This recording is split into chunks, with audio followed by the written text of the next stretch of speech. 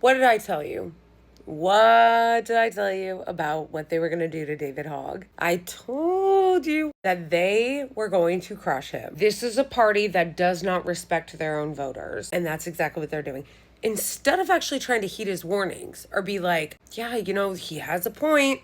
There are a bunch of rickety ass, corrupt ass, motherfucking 900-year-old dinosaurs in this party that feel entitled to their seats. What was David Hogg's crime? He said no elected official is entitled to their seat. The seat belongs to the people. And now, Democratic hacks and apparatchiks and party loyalists want him to get out. But he was elected to be DNC chair, you might say. Well, that's the thing about the DNC.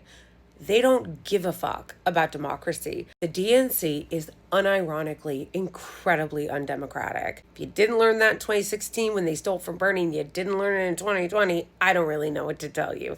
This is the same party. Tried to protect Biden in his cognitive decline, didn't want him to step down, and then refused to have a primary. So nobody should be surprised that this incredibly undemocratic party, this geriatric, corrupt party, that's basically a nursing home with insider trading, that despises young people, despises their own base, and despises most of their own voters, but especially despises young people. It shouldn't surprise anybody that someone like David Hogg tried to come in, got elected, and was like, hey, we should self-reflect. He was like one of the only ones after this epic loss where a worthwhile party would be like, wow, we have a lot of self-reflection that we need to do and analyze what went wrong and why our approval rating is so low and why people aren't voting for us and why all these demographics are leaving.